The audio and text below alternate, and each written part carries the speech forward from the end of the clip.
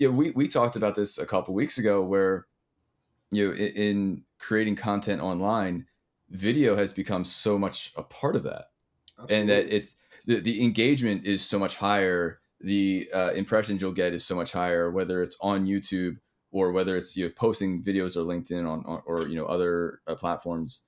And so I'm starting to think about that as well, and part of the brand marketing, the brand message that being put together, and having that influence on a platform like LinkedIn, you're going to get more engagement from it.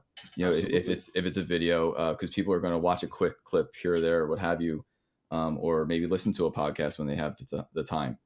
Exactly, Um, and those are just one locations, right? You have like yeah, again, like TikTok is growing. I know it's a place that a lot of people don't want to be near, but again, that's where a lot of people are. yeah, So you don't want to lose that opportunity. So like TikTok's a great place. YouTube is again another search engine, probably top three still. hmm Still getting those visitors. Google obviously, Bing is still there. So much opportunity for video, and you go into each of these search engines, and you'll notice video is a big part of it. yeah, You'll notice that yeah, video is always at the top, or you have some sort of image going. So it's always a big value again for the visuals, for depending yeah. on what you're looking for. Well, I'm going to continue to do that for my own business. I think everybody that would be a potential client that I would work with. It's a key thing to think about as well. Is are you able to easily? It doesn't have to be high budget video production. It can No, not at be all. anything that's going to deliver value to your audience. And maybe you do want to stay away from TikTok, but do you want to stay away from TikTok because it's new and you don't understand it? Or is it because your audience isn't there? That's a different question. Exactly. The You know, data. And that's what yeah. that's what it starts with. It starts with where is your audience? Like where are they going to? If you're looking at like somewhere like you have a product or service that hits people between 16 and 35, TikTok's an amazing spot. But if you're like serving 40 plus, maybe not Yeah. TikTok. Maybe we go towards, Bing because they haven't changed their, browser. They're still on, Microsoft Edge rather than Google Chrome. So like again, Bing is going to be that search engine. So maybe focus a little bit there, but again, it's exactly what you stated. Where is your audience? And that's where the data will hmm provide that. So that's actually a great segue coming from my first episode with Hillary. We're talking about segmentation, identifying your audience, going where they are. Don't feel the pressure to be on every platform. Don't feel the pressure to be Exactly. everywhere. Go where your clients are, your audience is. So getting that segmentation and making sure that you're approaching it properly and getting your content tailored to them. And Exactly. your expertise is in SEO and all things optimization in that realm. What are some things that the too long didn't read clip? Yeah, so some key must have points when looking at that part of your strategy. Yeah, I mean, like for anyone that's starting out, like literally just anyone at all, or someone that's already been in it for a decade already, data is always the value, right? So make Yeah. sure you're tracking your calls, your forms, the traffic visitors that are coming to your site, the referral network. I mean, like CallRail or like call tracking metrics is a great calling system. Literally, you can view the people that are calling in, see exactly where they're calling from. Like Google My Business, your website main. It could be like we could be a podcast on a certain type of website, and it could have a different phone number. That Mhm. type of data shows us like, hey, if most people are coming from Google My Business, then I want to focus on that. Or if most Yeah. people are coming from the actual, organic searches, then focus hmm on that, or ads, or whatever it may be. The data is your best friend right now. So, Okay. like we were talking about before, where is your audience? That data will provide it. So, as long as we're tracking, that's the first step in anything. Is as long as you're tracking properly, you will make the perfect adjustments to get what you need. Okay. That's really good advice. Making sure that you are getting that information, however that information comes in. A Absolutely. lot I've seen recently, and I really wanted to get your take on this. Some people are saying that SEO is dead, which is Yeah, that's a big no. statement. But there is a certain element that there's changes in buyer behavior and Absolutely. getting into what's being referred to as dark social and Abs- people going to their peer networks and getting self-reported information. What are your thoughts on that topic? I mean, I'll give you the perfect example. You have the old NBA and the new NBA. Well, we have Okay. the old SEO and we have the new SEO. The old NBA, you had like the strong, big man, Detroit, you had Big Shaq, like you couldn't stop them. But now you have Curry, you have all these 3-point shootings, centers. So if you're not a 3-point shooter, you're not really Yeah. valuable anymore at this point. Well, that's what SEO at this point. SEO back in the day was like whoever had the most links, whoever had the most keywords on their website, you would ranking at the top. Now it's about the information you provide. How powerful is the stuff that you provide? What about the Hmm. products you provide, the services? Is it valuable to the people that are searching for it? So that's the kind of big value now is it's not about just having people connecting to you anymore. It's about what you're providing to the people that are trying to find you. Yeah. So how do you get Google's algorithm, or maybe it's Bard in the background doing this analysis? Google Bard AI, for those that aren't familiar with it. Um, how do you get Google to recognize the value of what your content is delivering to your target audience? Absolutely. So they're following a big thing called EAT with an extra E. So it's Okay. EEAT. So that's expertise, experience, authority, and trust. The E's could be flipped over depending on how you look at it. But those are the biggest things right now is just literally providing that specific thing. So your Mm, experience in the field, your expertise. So like when the blog posts, one of the things I always recommend to people is actually having an author now because with mm, expertise you're now putting a name on that provided content. So if there's no author, it's kind of like, okay, who's writing this? So Google's kind of looking at right. it as if there's no name to that blog post, it could just be broad content. But now if Okay. you're putting, like, let's just say, for example, Seth wrote this blog post, and then you write another one and you write another one, you become an expert in that field. So then there comes the trust in that where the T comes into play. You become a trust in your field and then you continue to build that trust. And that's where Google comes into play, is where Google sees that trust, that expertise, that experience, and at the end of the day, the authority. So They're seeing that the value Google's is provided. crawling, when they're crawling sites now, they're actually looking for things like that. Is there a consistency in the name attached to this content They're looking across at their it? data. Yeah, it's the Yeah. data, for example. So if you don't have analytics GA4, I mean, that's going to be the biggest thing for any website owner. But Hmm. that's what Google's literally using. I mean, they're looking at like, hey, people are coming to this website, and they're looking at all the different websites that are competing with you, and like, hey, the average time on this website is 20 seconds, but then the average time on this website is a minute and a half. Mm, Obviously, Google's going to be like, look, people like this content a lot more than this one, so we're going to put that okay. above that. So it's about the experience at the end of the day of what are these users doing? Are they Hmm. staying? Are they moving? Are they kind of going from page to page? So it's about that involvement of the user. So that's how SEO has changed. Back in the day, it really wasn't the user that was making the difference.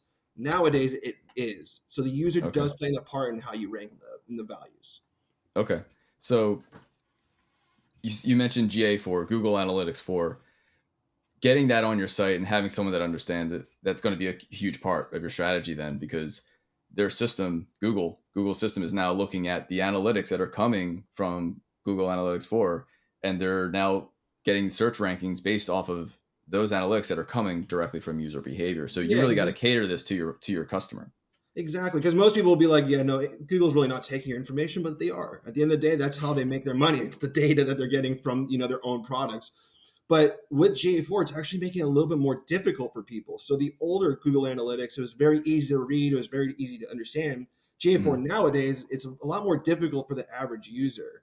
So it's now more important than ever to make sure that when you set it up, you're setting it up correctly. You have the proper reports coming to you, you have the proper, tracking involved. So when you're looking at the data, it doesn't say, not provided. You know exactly where Yeah. it's coming from. Okay. That's interesting. So is that part of the new core updates on Google? So with the core updates, Google really saw how AI was taking apart, and one of the big things that they hate is just people just producing to produce, not Mm, produce for value.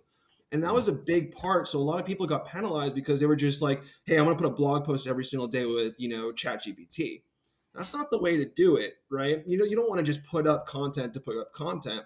It's quantity versus quality at this point, and quality is always going to win. And so if you're Okay. putting up, again, like I said, content like, oh, I want to do, let's just say a lawyer, for example, like they do personal injury, they do criminal law, and every day they're just writing something about blog posts. No one's going to read that. Let's be honest. But if you do maybe like one every, like, let's just say 3 days, and it's something powerful, something they could take into like what to do when you get pulled over for a DUI, or, I just got Oh, charged with something. Hopefully, knock on wood, that never happens. But this is the type of stuff people are looking for. I just got a DUI. What should I do? Like hire a hmm lawyer, hire a public defender. So this is the type of information people are looking for, and it's up to the lawyers, for example, to provide that. If they don't, then someone else will. okay. Um, so how can you avoid getting your site penalized? How can you continue to build authority on Google and make sure you're staying within their guidelines? So one thing that I'm telling a lot of people is don't follow the crowd a lot of times. A lot of people are just going on Okay. Twitter, on Reddit, and they're just following everything that they see. Don't do that. Start with Google's actual documents. Google hmm literally provides a document on EAT, so EEAT, and they tell you like, look, this is what we're looking for, this is what we want. If you do this, you'll see some results. And that's the biggest thing is start with Google Documents first before you go to third-party results. For example, I'm working with a client currently, and one of the things that their agency that they're working with said is like, hey, look at this. And I'm like, look, well, Google's saying this. Well, it's like it comes to like a banter back and forth. We're SEO people. We love to argue. Yeah. But at the end of the day, you're going to look at what Google provides and not what some third party guy is saying.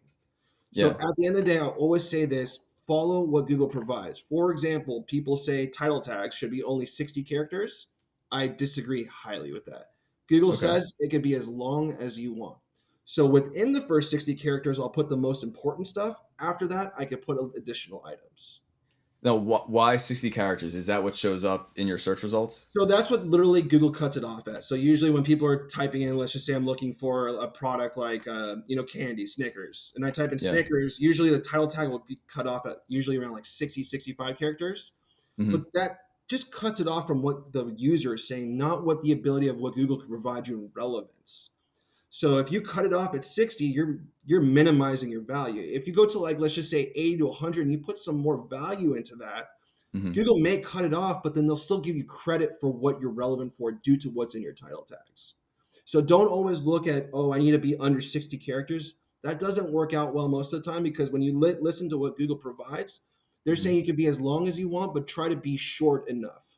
So don't look Okay. at being short, your minimal 60 characters. Don't look at it as your cap. Look at your cap as what is the most relevant to provide to the user. Well, that's really good to know is because people would think like, well, if the user can't see it, then what's the point of it being there? But Google is going to look at that the rest of that Absolutely. string. If it's 100 characters long or whatever, it's only going to display 60, but it's still going to factor that into where you rank in the search results. Absolutely. And again, so title tags are a big part of this too. Title tags are what users are seeing before they go to your website. So Mhm. again, this first 60 characters are going to be the most important, but don't end it at 60 characters if you can still provide more. Gotcha. Okay. Why should somebody, a business, set up a Google My Business page or profile? Oh, it's free online visibility. So when you're looking at products or services nowadays, it's a lot more local tuned. So when you're Mhm. looking at this type of information, you're seeing that maps are literally right there. So if I do a search again, like we were talking about lawyers, if I do like a Los Angeles lawyer, for example, the maps are going to pop up and that's free just to be in there, just by signing up for Google My Business. But you're not going to just populate like that. You need to also do a little bit more, due diligence. For example, citations, making sure that your 100% your profile is filled out completely. Mhm. Having a page maybe dedicated to Los Angeles. There's a lot you could do, but the biggest thing about Google My Business is it's free. It gives you Mhm. brand reputation, so people could write reviews about you, so people could see, hey, I had a great experience with this company or a service or product, whatever it may be.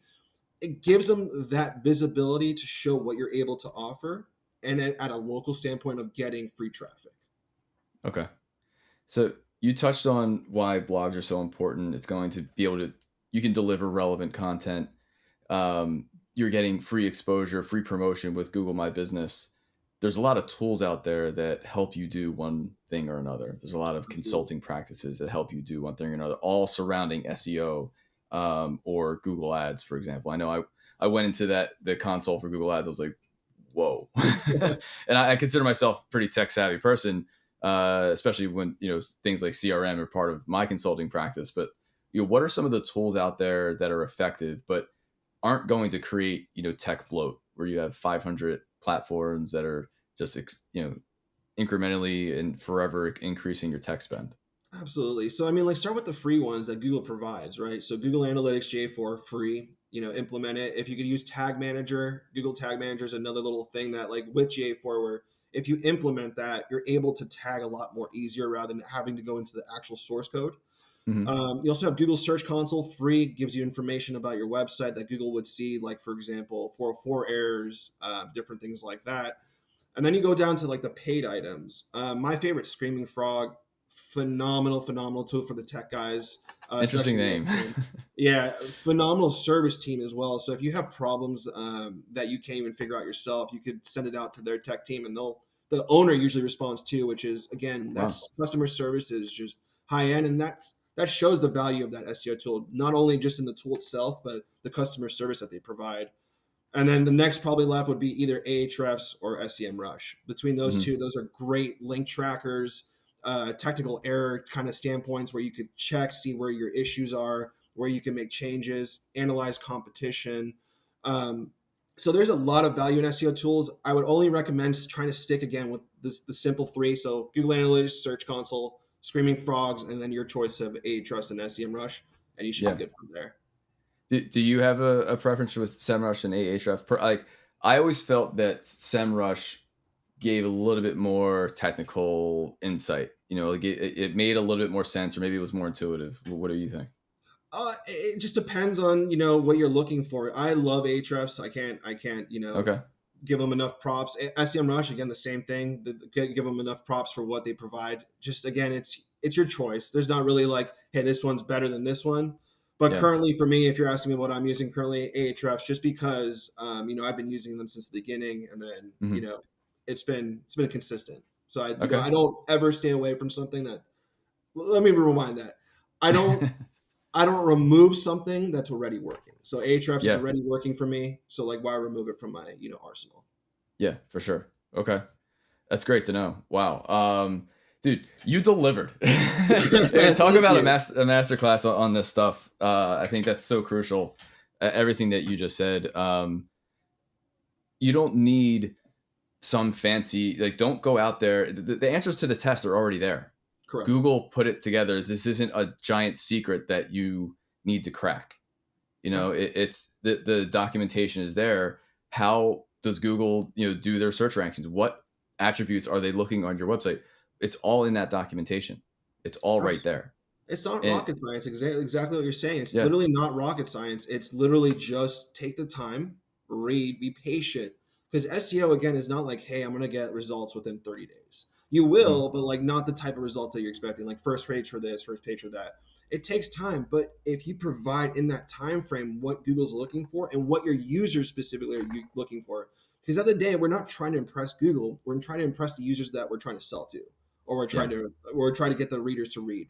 So at the end of the day, don't look at what Google wants. Look at what your users want, and then cater to what Google would love to see at the end of the day for that.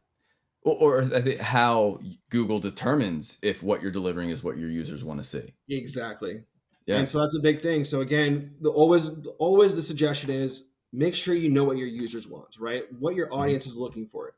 Once you know what your audience is looking for, again, you could cater your blog posts, your infographics, your videos, whatever it may be, to that audience. And at the same time, Google will start to recognize the value, the patterns, the expertise, the trust. Again, follow the EEAT. Again, eat, and then you will see some very valuable results in the end of the day. Wow.